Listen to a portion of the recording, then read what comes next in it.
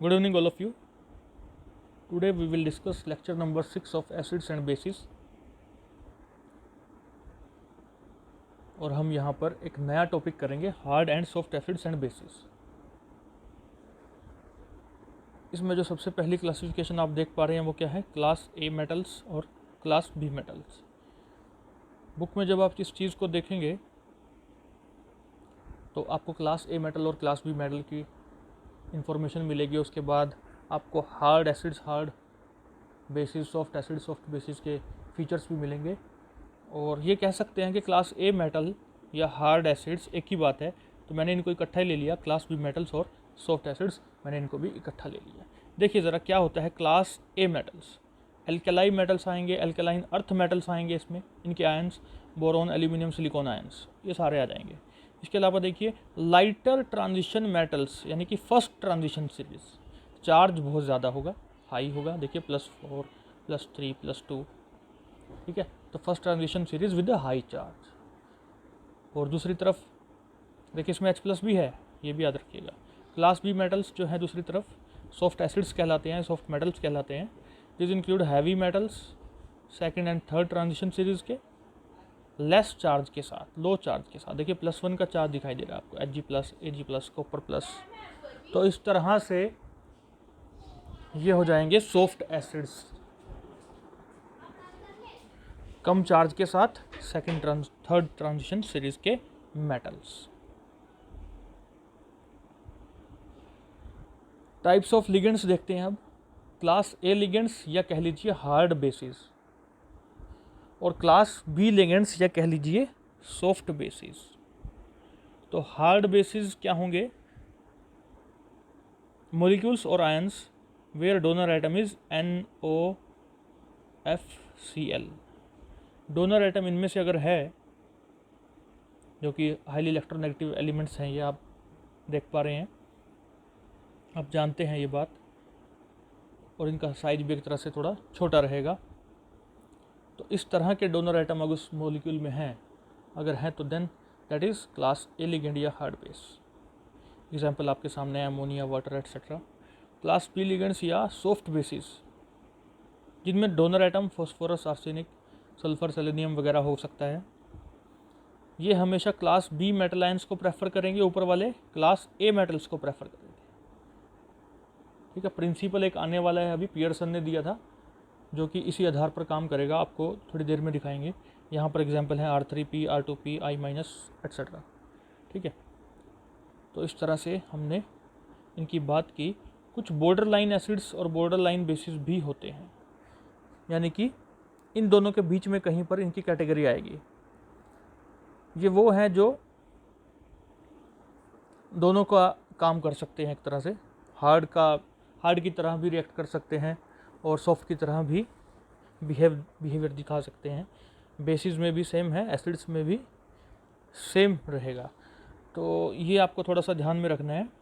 जैसे SO2 है, NO+, Sb3+, 3+, SN2+, Pb2+, ये सब ये हैं बॉर्डर लाइन एसिड्स। ठीक है, इसके अलावा बॉर्डर लाइन बेसिस हैं C6H5NH2, aniline, pyridine, nitrogen, Br-, SCN-, अगर नाइट्रोजन डोनर है तो SCN-, और SO3 2- वगैरह, इन सब में बॉर्डर लाइन बेसिस आ जाएंगे।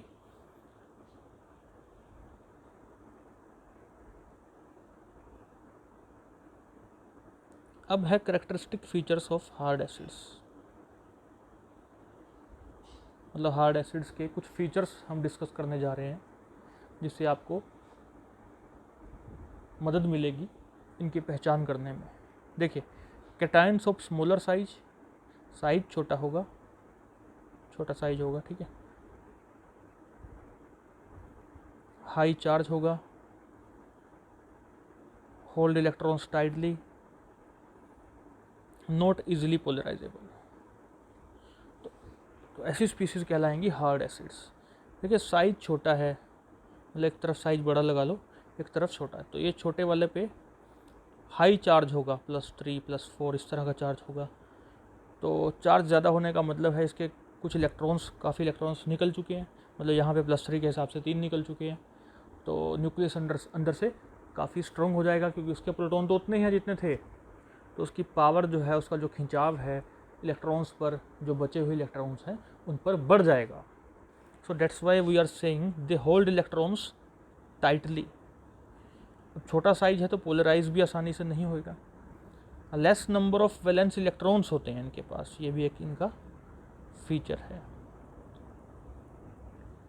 मतलब या तो इनके पास इलेक्ट्रॉन्स होते ही नहीं, डी इलेक्ट्रॉन्स की बात करें तो, या बहुत कम होते हैं, D0 से D6 यानी कि ट्रांजिशन सीरीज की बात कर रहे हैं हम।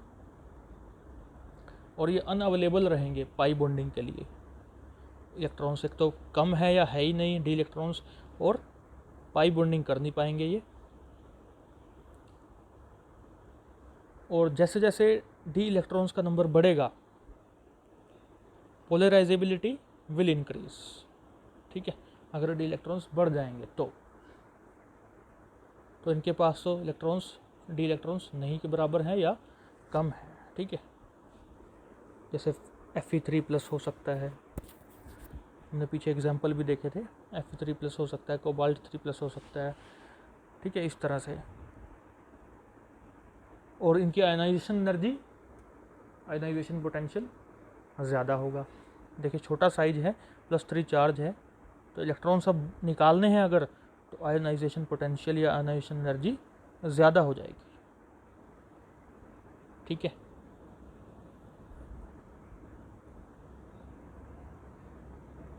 सॉफ्ट एसिड्स की बात करें अगर,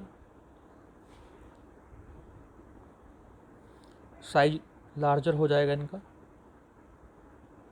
साइज लार्जर हो जाएगा। पिछली बार जो हमने हार्ड एसिड देखा है साइज स्मॉल था, यहाँ पर साइज लार्जर हो जाएगा।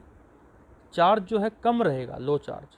वहाँ पे आपने देखा +3 का चार्ज तो आम था। ठीक है, यहाँ पर जो चार्ज है +1 रहेगा, और या फिर +2 भी हो सकता है। ठीक है, do not hold electrons tightly. देखिए लार्ज साइज है, चार्ज मान लो +1 है, तो अभी भी कुछ इलेक्ट्रॉन्स निकल सकते हैं।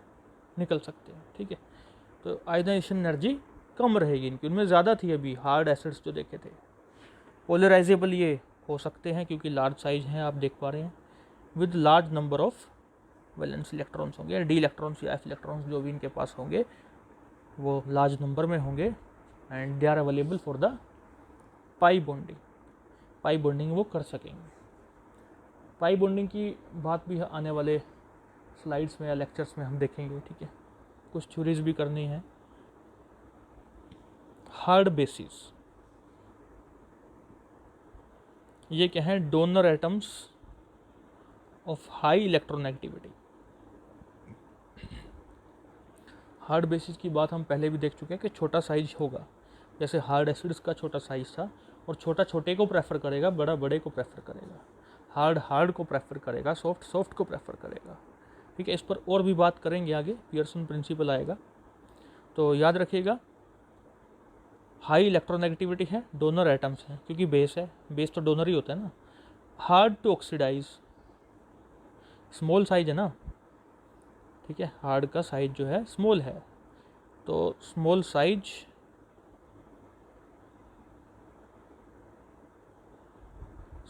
है, high electronegativity, hard to oxidise कर पाना आसान नहीं, पोलराइजेबिलिटी लो होगी, empty orbitals of high energy होंगे। ठीक है, कॉम्पैक्ट होंगे ये, क्योंकि छोटा साइज है, या नॉन पोलराइजेबल कह लीजिए, या लो पोलराइजेबिलिटी इनकी कह सकते हैं हम। तो हार्ड के साथ जाएगा, सॉफ्ट के साथ जाएगा। सॉफ्ट बेसिस बिल्कुल उसी तर्ज पे बात करेंगे जैसे हमने हार्ड बेसिस की बात की, केवल उन्हीं पॉइंट्स का उल्टा कर देना है। अब ज़्यादा वक्त ना देंगे इसको हम। देखिए, lower electron activity, donor atom तो है ही, बेस है, इजी टू ऑक्सीडाइज है, हाई पोलराइजेबिलिटी या लो लाइंग एम्प्टी ऑर्बिटल्स होंगे, यानी कि लेस एनर्जी के ऑर्बिटल्स होंगे, और पोलराइजेबिलिटी इसकी अच्छी खासी है, डिफ्यूज्ड होंगे, ये भी कह सकते हैं हम, डिफ्यूज्ड होंगे। ठीक है, कि साइज बड़ा है। ठीक है, तो करेक्टरिस्टिक फीचर्स के आधार पे आप काफ़ी मदद मिल जाएगी कि कौन हार्ड एसिड है, कौन हार्ड बेस है, कौन सॉफ्ट एसिड है, कौन सॉफ्ट बेस है। और कुछ डेफिनेशन हमने शुरुआत में देखी थी, जिससे आपको पता चल पा रहा था एल्कलाई मेटल्स कहाँ आ रहे हैं, एल्कलाइन अर्थ मेटल्स कहाँ आ रहे हैं, उनके आयंस। ठीक है, तो इस तरह से आपको पहचान कर पानी होगी और कुछ एक चीज़ें ध्यान में रखनी पड़ेंगी, बॉर्डर लाइन को ध्यान में रखना पड़ेगा। और ये है एक इम्पोर्टेंट प्रिंसिपल, इसका नाम है Pearson's HSAB principle, hard soft acid base principle. देखिए, इस प्रिंसिपल की जो पहली लाइन आपको दिखाई दे रही है, दैट इज़ वेरी इंपॉर्टेंट। हम बात कर भी चुके हैं कि हार्ड एसिड्स हमेशा हार्ड बेसिस को प्रेफर करेंगे, सॉफ्ट एसिड्स सॉफ्ट बेसिस को प्रेफर करेंगे, उनके साथ बॉन्ड बनाना चाहेंगे। इसके काफ़ी सारे रीजंस हैं, जो अगर आप पिछली जो चीज़ें हैं जो मैंने बताई उनको ध्यान से अगर आपने सुना है, पढ़ा है, तो आपको वैसे भी समझ में आ जाएगा। अदरवाइज़ आपको समझ में आ जाएगा कि क्यों स्टेबिलिटी ज़्यादा होगी अगर हार्ड हार्ड के साथ जाता है, सॉफ्ट सॉफ्ट के साथ जाता है। कुछ थ्योरीज आएंगी, अगले लेक्चर में हम डिस्कस करेंगे उनको। बाकी यहाँ पर आप देख पा रहे हैं, hard acids and hard bases are not easily polarisable, हम देख चुके हैं। Their interactions are ionic, soft acid soft bases are usually polarisable. ठीक है, ये भी बात हम कर चुके हैं पीछे फीचर्स में। And their interactions are covalent, तो इंट्रैक्शन यहाँ पे इनकी आयनिक थी, इनकी कोवलेंट है। आई होप आपको ये चीज़ें समझ में आई होंगी।